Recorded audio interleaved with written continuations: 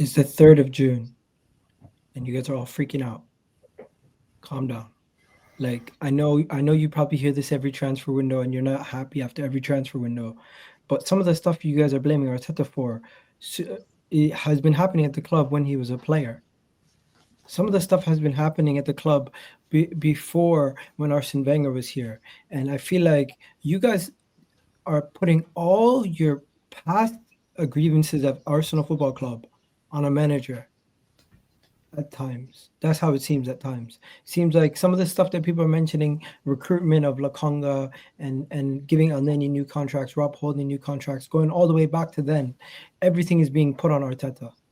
And I do think what DJB was saying earlier, calling the place a clown show, is ridiculous. A clown show is what's going on at Manchester United. A clown show is what was going on at Tottenham for the last 20 years. What's been happening at Arsenal for the last 2 years has been a team that went from being not competitive, now nowhere near the top of the Champions League, nowhere near the top of the league, to now being one of the more competitive teams across competitions. Now, yes, we haven't won it, and it seems like one League Cup would have meant the difference between you being fully on board with the manager or you wanting him sacked. And that's what you're saying, DJB. You're shaking your head, but you're saying is you want trophies. I think if Arteta delivered one league, forget about a league title. If he delivered one League Cup for you, maybe that would ease your pain of no trophies. Because it seems to me you care more about the fact that we're on a 5-year trophy drought than the fact that we're on 3 years where we've been one of the more competitive teams in the league. And then when we talk about transfers, you all know something? Transfers are always underwhelming. At Arsenal, at least. I've never seen Arsenal go out and we need a goalkeeper, go and get the best goalkeeper in the world. I've never seen Arsenal need a striker, go and get the best striker in the world. I've never seen Arsenal need a central midfielder and go and get the best central midfielder in the world. It seems like as a club, we always do things the hard way, and that's not really just the manager. That's the recruitment. That's the people running the club. We seem to live and die by Arsene Wenger's way of we don't buy superstars, we make them. And for God's sakes, let's start buying superstars. I'm sick and tired of waiting. We need ready-made players. If Joker is ready-made, bring him in. If you think Sesko is going to suit the system and he's the one they end up going with, I might not agree with it, but I'll back it because I'm not one of these people who, when the player comes in, I'm going to say I'm going to boo him from day one. No. If we end up signing Sesko, I'm going to have to back it. If we end up signing Jokeres, I'm going to be ecstatic. I think he's more ready. I think he'll deliver us quicker results. And as for the conversation around Zubimendi, guys, calm down. You believe every Tom, Dick, and Harry when it's negative, and when it's positive, you don't believe it. That's what I've noticed. Because what benefit do you gain from always being negative? What benefit do you gain from always believing things that are against the club and not believing things that are for the club? Also, everyone talks about high standards. What benefit do you have using your high standards just yelling at everything negative and just saying, "Oh my God, look, Zubimendi's going to go to Real Madrid. I knew it. We were never going to get him." And then when Fabrizio Romano is telling you, "Here you go," you don't count that as a signing, but you count Florian Wirtz as a signing for Liverpool when he hasn't even walked through the door. I've seen you guys mentioning players from Man City and Liverpool who've not even been given "Here you goes," and you're ignoring the one that we have been given. Arsenal's third day of the window. We have an agreement for one of the best midfielders across Europe. I'm happy with the Zubimendi deal. There's still a lot of work to be done. We all know this. It's not going to be happening overnight. There's still players that we need to figure out if we're going to go for Sesko, Gyökeres, if we're going to get this center back, that left back, if Partey is going to get a new deal or not. And I just feel like all you guys are throwing your toys out the pram before the window even fully opened properly. And you know something? I don't expect Arsenal to get too much business done until July 1st, because you know how we do as a club. We like to do things and have it on the second part of the window.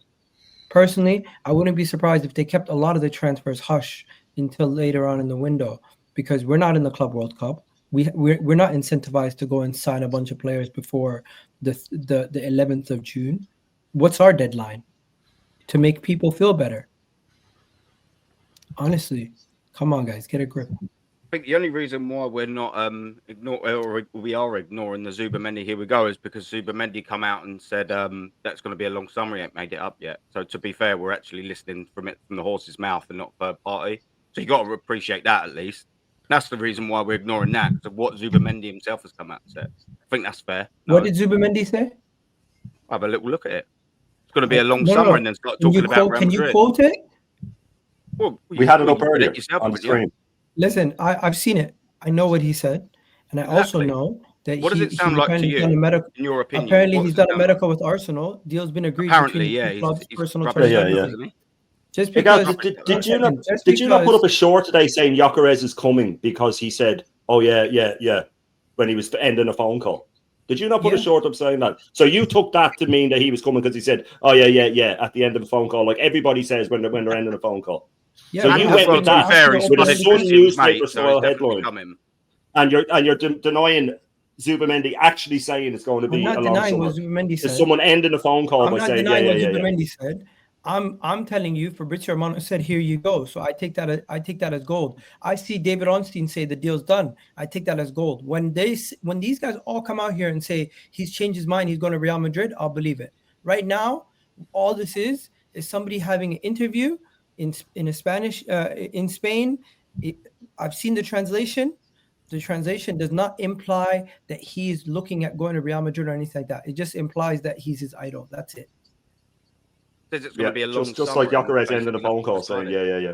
You know something? It's going to be a long summer if you continue It's to be a done upset deal. about Why is every it not little thing done? that you don't know about. Why is it not done? No, though? we demand standards. It's a big difference. So if you know find something? positives, You demand standards. I admire people. I admire people that find positives, right? I admire people that find positives. I really do. I try and find positives. But when you start finding positives in every single thing, even when it's just all negative, then you've moved into delusion. All right. That's when you've One moved second. into delusion. If Shitting you're on the finding club positives every where there day isn't does any, not result in higher standards being upheld.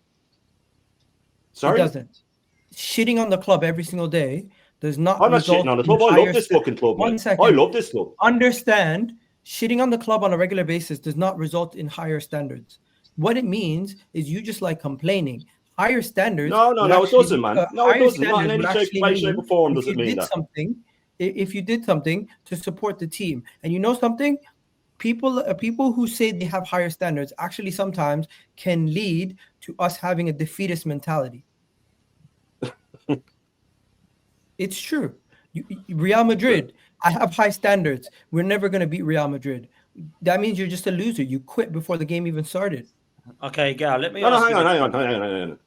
Now, when you say that, because you called, I called you. You said you called it Real Madrid game, but you call Arsenal to win every single game. So sometimes you're going to be right. If you go to a roulette table and say, "I'm going to roll, I'm going to get green," you can stand there 100 times and do it. If it lands on the 100 one, you're going to say, "I told you."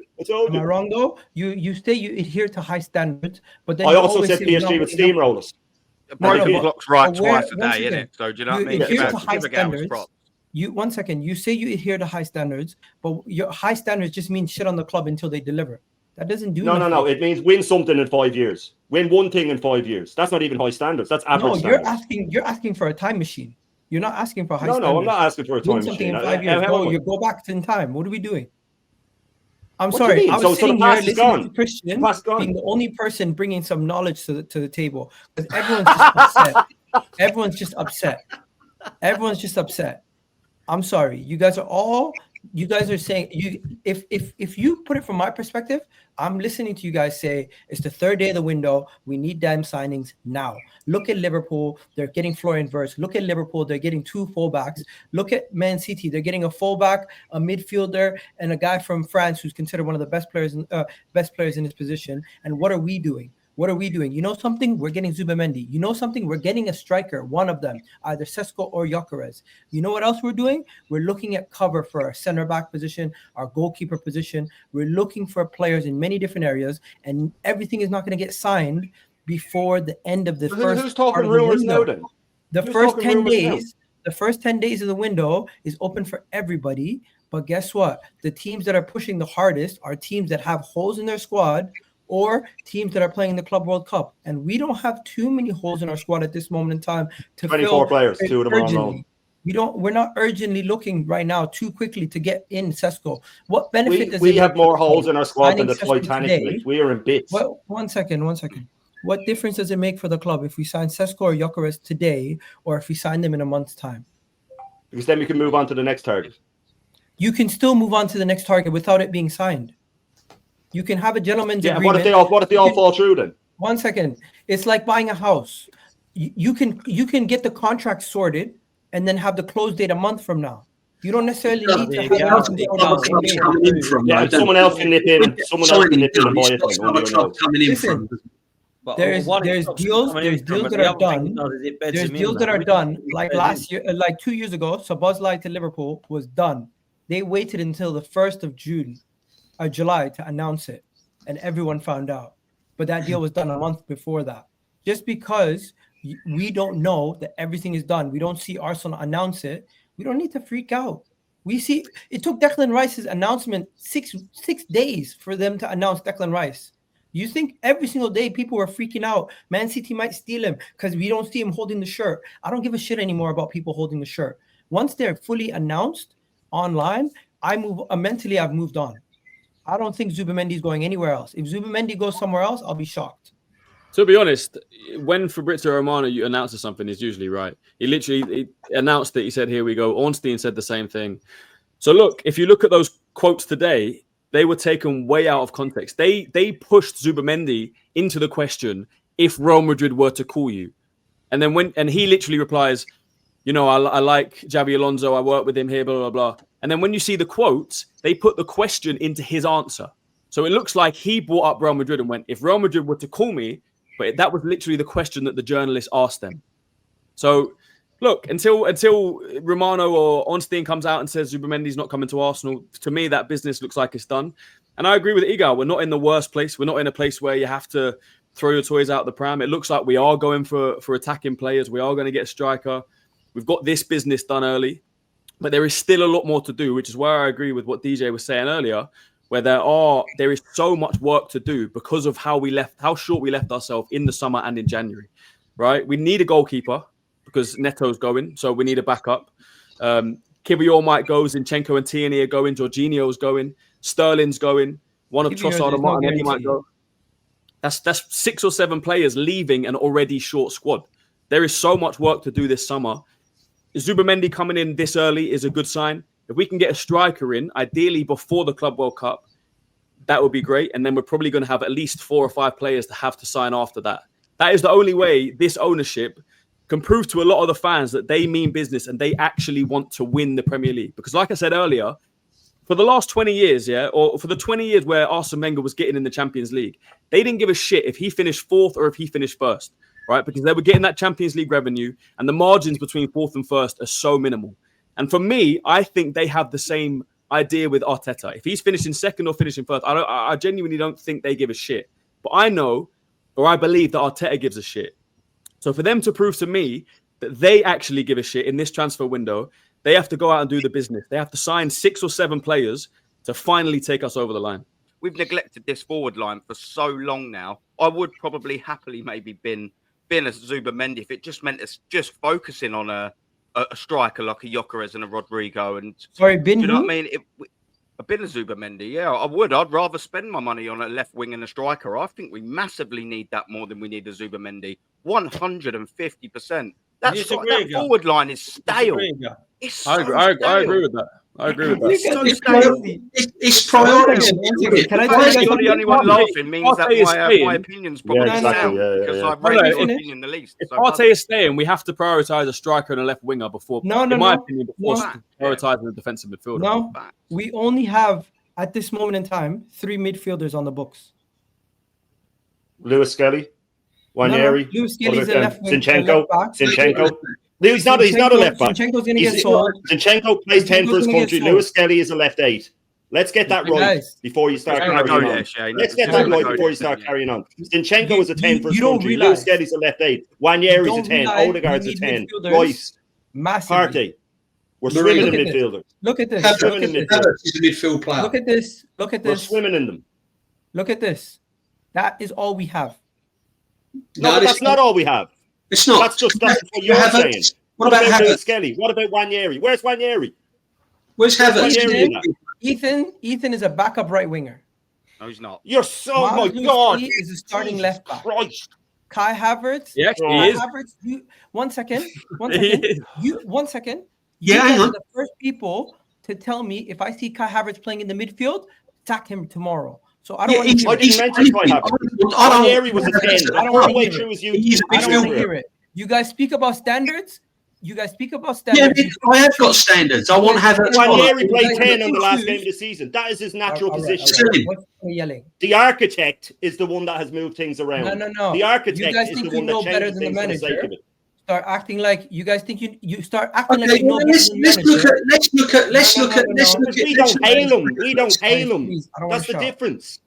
Okay. We don't hail him. They hail Let's him. look at let's look at Kai Havertz. You're You know, that was saying- on Arsenal's website, by the way. That was on Arsenal's website. That was I don't know how you can Arsenal's website. disagree with Arsenal's website about who is a midfielder. Yeah, but My my point why is- Havertz is not a midfield One player. second, guys. That's because He's Arteta's not point destroyed is- him. That's because I'm Arteta's I'm destroyed speaking him. to the Get the best guys out from of him, so he who put have him high up front. standards.